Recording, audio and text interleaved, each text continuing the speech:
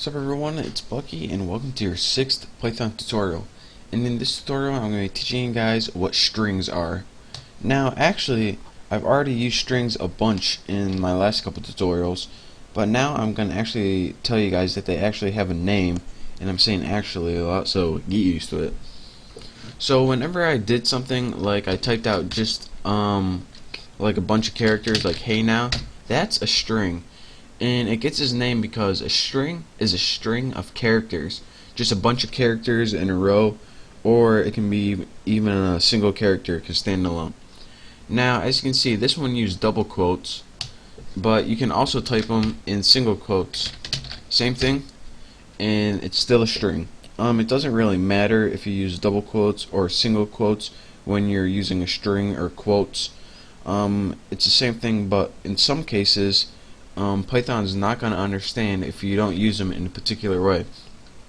So let's say for example you have conjunction like he's a jerk. See, you have the single quote right here, so that means that since you have a single quote in your actual string, you can't put single quotes around it like this. You can see the problem is pretty clear right here. Python is going to view this is the beginning of a string and this is the end of a string, so this is an entire string because single quotes mark the beginning and the end, and then it's going to see this one over here and be like, WTF is this? So to combat this problem we need to use double quotes around here like that, and now when we print it out it's going to know what we're talking about. Or another thing that we can do, if you just are dying to use single quotes, you can put he's a jerk, and you can have something called an escape clause or escape character, and that's the backslash right here. Now whenever you use a backslash when using a string, Python is going to look to the next character, whatever it is, and it's going to say, alright, this has no real meaning, he just wants me to print it out, it has no piece of the code besides, just print it out however it looks. So instead of saying, alright, here's the beginning, here's the end, it's going to say, alright, here's the beginning. We know this is just a regular quote because of this backslash right here, so I guess this one would be the end. So it kind of tricks Python, and let me go ahead and press enter, and as you can see, that works too. And it isn't only useful when you're working with single quotes like that. It's really also useful whenever you have a double quote like Bucky said, and then you have these little things like what quotes are really used for. Hey now, he said that to me. See, in this case, if you put quotes around here and try to print it out, now this whole thing in here is a sentence. It just has double quotes in part of the sentence. Now these double quotes aren't part of the Python programming language, but Python doesn't know that.